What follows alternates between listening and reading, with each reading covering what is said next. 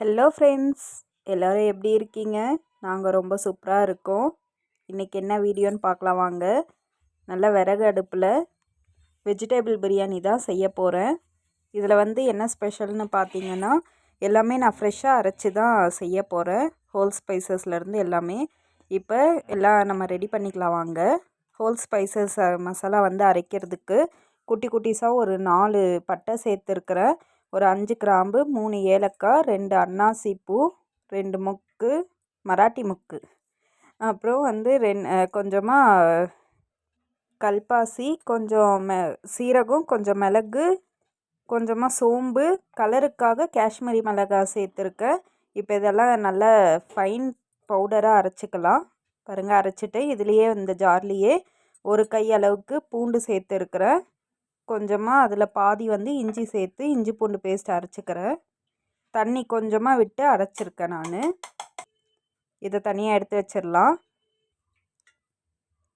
இந்த ரைஸுக்கு தேவையான அளவுக்கு காரம் நான் இப்பயே சேர்த்துக்கிறேன். பச்சை மிளகாய், டேஸ்ட்டுக்காக கருவேப்பிலை, கொத்தமல்லி, புதினா இதையும் சேர்த்து அரைச்சிக்கிறேன். இதுலேயும் கொஞ்சமாக தண்ணி விட்டு அரைச்சிக்கிறேன் பேஸ்ட்டாக. ரொம்ப பேஸ்ட்டாக இல்லை, கொஞ்சம் குறைன்னு அரைச்சிக்கிறேன். அவ்வளோதாங்க, இதையும் அரைச்சி எடுத்துட்டேன். இப்போ அப்பா ரொம்ப சூப்பராக விறகெல்லாம் வச்சு அடுப்பு ரெடி பண்ணி கொடுத்துட்டாரு. நான் டபரா வச்சு தான் செய்ய போகிறேன். டபரா வச்சு எண்ணெய் ஊற்றிக்கிறேன். நல்லா தாராளமாகவே எண்ணெய் ஊற்றிக்கலாம். நெய் இருந்தால் நெய் சேர்த்துக்கோங்க. நான் இன்றைக்கி நெய் சேர்க்கலை. எண்ணெய் சூடானதும் வெங்காயம் போட்டு வதக்கிக்கலாம். இது கூடவே கருவேப்பிலை சேர்த்துக்கிறேன்.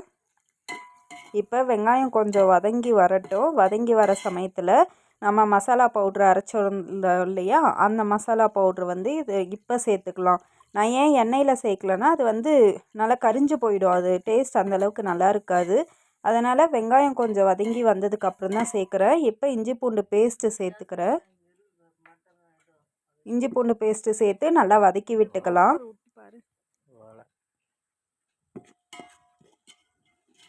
இஞ்சி பூண்டு பேஸ்ட்டு பச்சை வாசனை போனதுக்கப்புறம் ஒரு 3 தக்காளி பழம் அறுத்து வச்சுருக்கேன், அதை சேர்த்துக்கிறேன். தக்காளி நிறைய போட வேணாம், 3 தக்காளி பழம் போதும். தக்காளி சேர்த்து நல்லா வதக்கி விட்டுக்கிறேன். தக்காளி எல்லாம் நல்லா சுருண்டு வதங்கி வந்ததுக்கப்புறம் நம்ம தொக்கு மாதிரி ஒன்று அரைச்சி வச்சுருந்தோம் இல்லையா, பச்சை மிளகா, கொத்தமல்லி, புதினா, அந்த பேஸ்ட்டு சேர்த்து நல்லா வதக்கி விட்டுக்கலாம். அடிப்பிடிக்காமல் நல்லா வதக்கி விட்டுக்கலாம். இப்போ இதெல்லாம் கொஞ்சம் வதங்கினதுக்கப்புறம் ஒரு கப்பு தயிர் சேர்த்துக்கிறேன். தயிர் சேர்த்து நல்லா வதக்கி விட்டுக்கலாம். இந்த மசாலாலாம் நல்லா சுருள வதங்கி வரணும். எண்ணெயிலேயே நல்லா வதங்கி வரணும். இதெல்லாம் வதங்கி வந்ததுக்கப்புறம் வெஜிடபிள்ஸ் ஆட் பண்ணிக்கலாம். நான் உருளைக்கிழங்கு, கேரட்டு, பச்சை பட்டாணி, பீன்ஸு சேர்த்துருக்கேன். காயெல்லாம் சேர்த்து நல்லா வதக்கி விட்டுக்கலாம். இதில் மீல் மேக்கர் சேர்த்துருக்குறேன். அது நான் லாஸ்ட்டாக சேர்த்துருக்கேன்.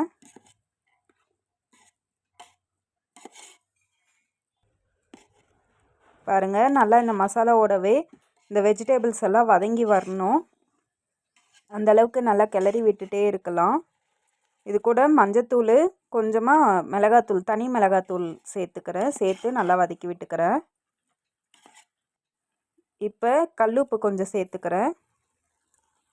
சாதத்துக்கு தேவையான அளவுக்கு கல்லுப்பு சேர்த்து நல்லா வதக்கி விட்டுக்கிறேன். பாருங்கள், எங்கள் அப்பா தான் கிண்டிகிட்ருக்காரு. ஹாய் சொல்லு. அவர் தான் வதக்கிட்டுருக்காரு, ஹெல்ப் பண்ணிகிட்ருக்காரு எனக்கு. அம்மாவும் ஹெல்ப் பண்ணிகிட்ருக்காங்க, அப்பாவும் ஹெல்ப் பண்ணுவார். 2 பேரும் எனக்கு நல்லா ஹெல்ப் பண்ணுவாங்க. பாருங்கள், எவ்வளோ சூப்பராக கிளறிட்டுருக்காரு. இப்போ நான் இது தண்ணி என்ன இப்படி இருக்குன்னு பார்க்காதீங்க. அரிசி ஊற வச்சுருந்தேன். இதெல்லாம் ரெடி பண்ணுறதுக்கு முன்னாடியே ஒரு 1/2 hour அரிசி ஊற வச்சுருந்தேன். அதில் தண்ணி ஊற்றி வச்சுருந்தேன் பாருங்கள். அந்த தண்ணி தான் எடுத்துகிட்டு ஊற்றிருக்கேன். நான் என்ன அளவு சேர்த்துருக்குறேன்னா, 1 டம்ளர் அரிசிக்கு 2 டம்ளர் அளவு தண்ணி ஊற்றிருக்கேன். 2 டம்ளர் அளவு தண்ணி ஊற்றிருக்கேன். எக்ஸ்ட்ராவாக 1 டம்ளர் மட்டும் வச்சுருக்கேன். ஏன்னா காய்கறிக்காக எக்ஸ்ட்ராவாக 1 டம்ளர் தண்ணி வச்சுருக்கேன். இப்போ வந்து மீல் மேக்கர் சேர்த்துக்கிறேன். மீல் மேக்கர் சேர்த்து நல்லா கலந்து விட்டுக்கலாம்.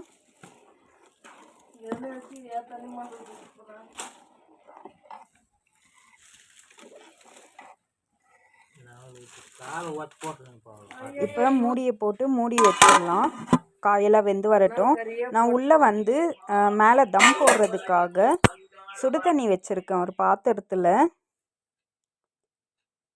நம்ம தம் மாதிரி தான் போட போகிறோம். ரொம்ப ஆத்தென்டிக்காலாம் நான் செய்யலை, ஓரளவுக்கு நல்லாயிருக்கும். நீங்கள் வேணால் பாருங்கள்.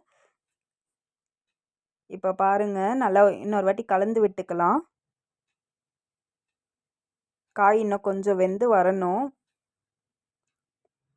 நான் மறுபடியும் மூடி போட்டு மூடி வேக வச்சுக்கிறேன். இங்கே தண்ணி கொதிச்சிருச்சான்னு பார்க்கலாம். இன்னும் கொஞ்ச நேரம் ஆகட்டும் கொதிக்க.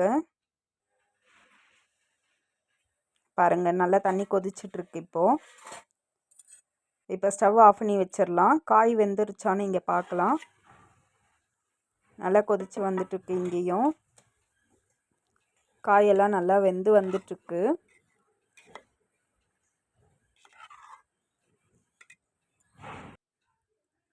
இந்த ஸ்டேஜில் நான் அரிசி சேர்த்துக்கிறேன். ஊற வச்சுருந்த அரிசி சேர்த்து நல்லா கலந்து விட்டுக்கிறேன்.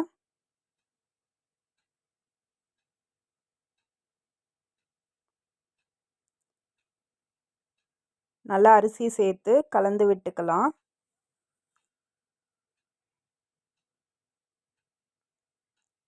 அந்த அரிசி சேர்த்து நல்லா கலந்து விட்டுட்டு மேலே ஒரு ஸ்பூன் மட்டும் நான் கொஞ்சமாக நெய் விட்டுருக்கேன். எங்கள் அம்மாவுக்கு பிடிக்காது, அதனால் லாஸ்ட்டாக கொஞ்சமாக நான் நெய் விட்டுருக்கேன். இப்போ அரிசியெல்லாம் வந்துட்டு நான் இந்த கிளிப்பு எடுக்க மறந்துட்டேங்க. முன்னாடியே வந்துட்டு அந்த தண்ணியிலே நல்லா வெந்துருச்சு. தண்ணியெல்லாம் நல்லா கொஞ்சம் சுண்டி ஓரளவுக்கு வெந்து வந்துருச்சு. இப்போ நாங்கள் அந்த அடுப்பில் இருக்கிற நெருப்பெல்லாம் வெளியில் எடுத்துட்டு மேலே வந்து அந்த தண்ணி கொதிக்க வச்சுருந்தோம் இல்லையா, அதை வச்சு தம் போட்டாச்சு. அவ்வளோதான். ஒரு 15 மினிட்ஸ் கழித்து பார்க்கலாம்.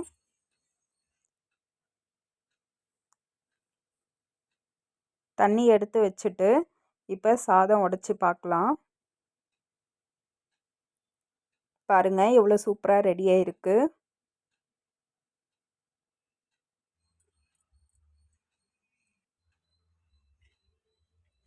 கீழெல்லாம் அடிப்பிடிக்காமல் சூப்பராக ரெடி ஆயிடுச்சுங்க.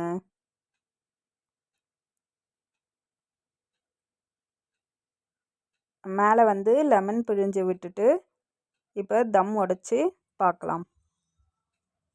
பாருங்கள் எவ்வளோ சூப்பராக உதிரி உதிரியாக வந்திருக்கு.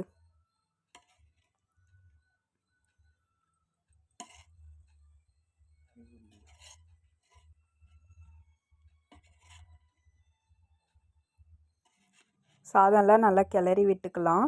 அப்போ தான் அந்த மசாலாலாம் எல்லா ரைஸோடவும் மிக்ஸ் ஆகிட்டு வரும். அவ்வளோதாங்க, இறக்கி வச்சாச்சு.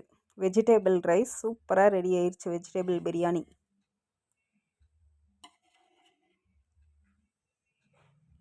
கண்டிப்பாக உங்களுக்கும் பிடிக்கும்னு நினைக்கிறேன். இப்போ சாப்பிடலாம் வாங்க ஃப்ரெண்ட்ஸ். ஒரு பிளேட்டில் கொஞ்சமாக வெஜிடேபிள் பிரியாணி எடுத்து வச்சுக்கிறேன். எனக்கு பயங்கர பசி, காலையிலேருந்து எதுவும் சாப்பிடல, பயங்கர பசியாக இருக்குது. கொஞ்சம் நல்லா வெஜிடேபிள் பிரியாணி எடுத்து வச்சுக்கலாம். நல்லா சூடாக சூப்பராக இருக்குங்க. அந்த வாசனைலாம் செம்மையாக இருக்குது.